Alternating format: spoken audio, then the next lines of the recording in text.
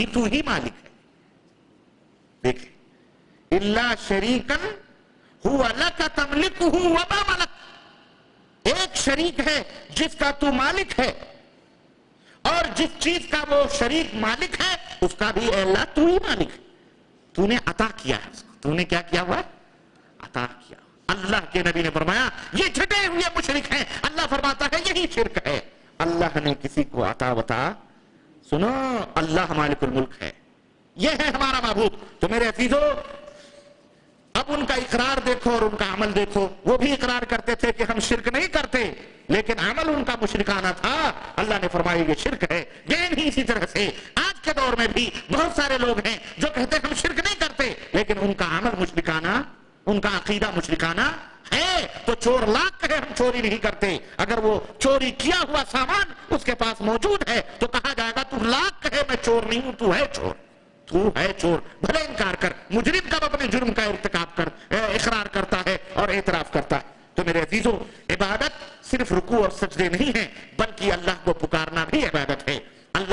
بلکہ پکارنا اللہ کے سوا کسی کو بھی پکارنا یہ سمجھ کر کہ اس بات کی وہ طاقت و قوت, جس بات کی وہ طاقت و قوت نہیں رکھتا, اس کے لیے اس کو پکارنا اور آواز دینا اور اس سے طلب کرنا, یہ بھی عبادت ہے. چنانچہ اللہ رب العزت نے قرآن کریم کے اندر ارشاد فرمایا وَمَن يَدْعُ مَعَ اللَّهِ إِلَٰهًا آخَرَ لَا بُرْهَانَ لَهُ, سورہ مومنون آیت نمبر 117, کہ جو شخص اللہ کے ساتھ دوسروں کو بھی پکارتے ہیں, الہن آخر, دوسروں کو بھی معبود بنا کر پکارتے ہیں.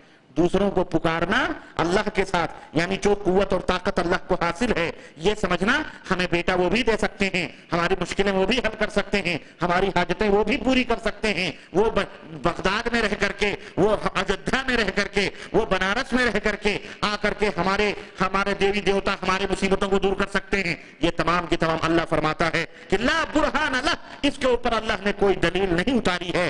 یہ بے دلیل باتیں ہیں, بے ثبوت باتیں ہیں, یہ شرکیہ اعمال ہیں. اللہ ان کا حکم ہرگز نہیں دیتا ہے. چنانچہ اللہ رب العزت نے جس بات کا حکم دیا ہے وہ کیا ہے اپنے بندوں کے لیے, اللہ نے فرمایا وقال ربکم ادعونی استجب لکم, اے دنیا کے لوگوں تمہارا رب تمہیں آواز دیتا ہے, ادعونی ادعونی, اے دنیا کے لوگوں مجھے پکارو, مجھے پکارو, استجب لکم, میں تمہاری پکار کو سنتا ہوں, میں تمہیں عطا کروں گا, میں تمہاری مصیبتوں کو دور کروں گا, میں تمہاری ضرورتوں کو پوری کروں گا. ان الذین یستکبرون عن عبادتی, جو مجھے چھوڑ کر غیروں کو پکارتے ہیں, تکبر کرتے ہیں, مجھے نہیں پکارتے ہیں, سیدخلون جہنم داخرین, ہم انہیں جرم کے جرم جہنم کے اندر داخل کریں گے. اللہ اکبر. اب نبی کریم صلی اللہ علیہ وسلم نے کیا فرمایا, الدعاء هو العبادہ, پکارنا ہی دعا ہے. بہت سارے لوگ یا غوث, ہے رام, ہے کرشنا, ہے برہما, ہے وشنو, ہے لکشمن, ہے غوث, یا خواجہ, یا پاک پٹن, یا حجویری, یا اجمیری, یا غوث, یا بہرائچی, یا دولہے شاہ, یا بٹیر شاہ, یا طوطے شاہ, یا کھوتے شاہ, یا فلانے شاہ, یا رنگیلے شاہ, یا سہاگن شاہ, سب کچھ ہے نا, سب پکارتے رہتے ہیں. یہ تمام سب کے تمام سب لوگ مشرک ہیں, کھلم کھلا شرک کرتے ہیں. اسی طرح سے نظر و نیاز, صدقہ اور خیرات, یہ بھی عبادت ہے. یہ صرف اللہ کے لیے ہے, اللہ کو چھوڑ کر کسی اور کے لیے کرنا یہ شرک ہے. امیدیں وابستہ رکھنا یہ اندرونی کام ہے, باطن سے اس کا تعلق ہے. اسی طرح بھروسہ کرنا, توکل کرنا, یہ سب عبادت ہے. یہ صرف اللہ عز و جل کے لیے. خاص کریں اللہ کے سوا, میرے دوستو, اللہ کے سوا جتنے بھی لوگوں نے جتنی بھی چیزوں کو اپنا معبود بنایا ہوا ہے, یہ سب کے سب معبود جھوٹے ہیں. سب کے سب معبود کیا ہیں, جھوٹے ہیں. چاہے عیسیٰ علیہ السلام کو بنائیں, چاہے موسیٰ کو بنائیں, چاہے رام کو بنائیں, چاہے کرشن کو بنائیں, چاہے وشنو کو بنائیں, چاہے خواجہ کو بنائیں, چاہے غوث کو بنائیں, چاہے اجمیری کو بنائیں, چاہے کسی کو بھی بنائیں, یہ سارے کے سارے جھوٹے معبود ہیں. سچا معبود, حقیقی معبود ہمارا اور تمہارا صرف عرش کے اوپر مستوی, الرحمن علی العرش استوى, وہ الرحمن ہے جو عرش کے اوپر مستوی ہے. وہی سچا, وہی پکا, وہی حقیقی معبود ہے. اسی کی عبادت کی جائے گی. اس کے سوا نہ کسی کو پکارا جائے گا, نہ کسی کی آپ کو آواز دی جائے گی, نہ کسی سے امیدیں وابستہ کی جائیں گی, نہ کسی کے اوپر توکل کیا جائے گا, نہ کسی کے نام اس کے سوا نہ کسی کے نام کی قربانیاں کی جائیں گی, نہ کسی کے نام صدقہ خیرات, اور نہ ہی کسی کے نام رکوع اور سجدے, نہ ہی کسی کے نام طواف, نہ ہی قطعاً ہرگز نہیں کیے جائیں گے. ان سب کا مالک تن تنہا اللہ عز و جل ہے. اور ایک بات بتلاؤں میرے عزیزو, اللہ سے بھی بڑا کوئی اس دنیا میں ہے؟ تم تو ہمیشہ کہتے ہو نا اللہ اکبر, بڑے نعرے لگاتے ہو اللہ اکبر, ہے نا؟ اللہ سے بھی بڑا کوئی ہے؟ تو بتاؤ اگر تمہیں کوئی مشکل پیش آ جائے, کوئی ضرورت پیش آ جائے, اور وہاں ایک کوئی کمزور سا آدمی, کنویں میں تم ڈوب رہے ہو اور 2 رسیاں لٹکائی جائیں, ایک جو ہے خیاطوں کے جو دھاگے ہوتے ہیں جسے کپڑے سلے جاتے ہیں وہ دھاگا لٹکایا جائے, اور ایک موٹا رسہ لٹکایا جائے جس پر جھولے وولے جھولتے ہیں. بتاؤ اس پریشانی کے عالم میں تم اس دھاگے کو پکڑ کے اوپر چڑھو گے یا اس موٹے رسے کو پکڑو گے؟ بولو. موٹے رسے کو پکڑو گے, کیوں؟ جان بچانا ہے. میرے عزیزو, اس میں کنفرم ہے کہ تم اوپر نکل سکتے ہو. یہ دھاگا تو کلام کبوت ہے, یہ تو مکڑی کے جالوں کی طرح ہے, پکڑو گے ٹپک جاؤ گے نیچے ہی, وہیں ٹے ہو جاؤ گے. اس لیے لپک کے موٹا دھاگا, موٹا رسہ پکڑو گے تاکہ ہم اوپر آ جائیں. اللہ سب سے بڑا ہے, اللہ سب سے بڑا ہے.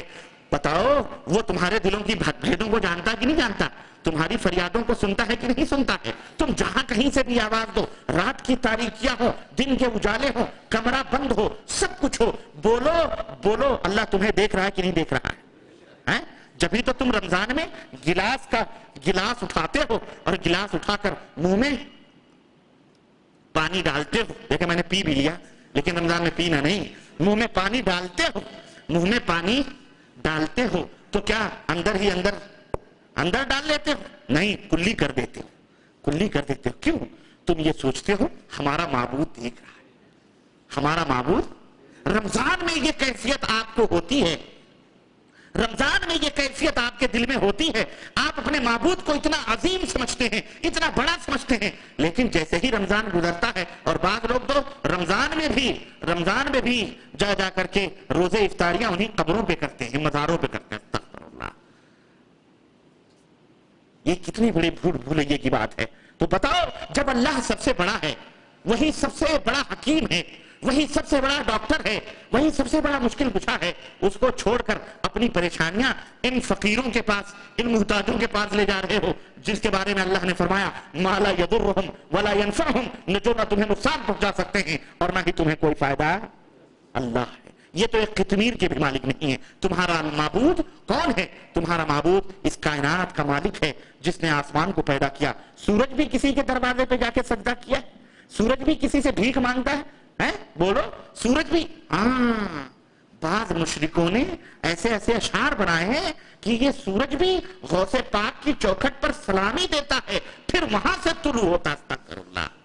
ان مشرکوں نے اس کو بھی مشرک بنایا ہوا.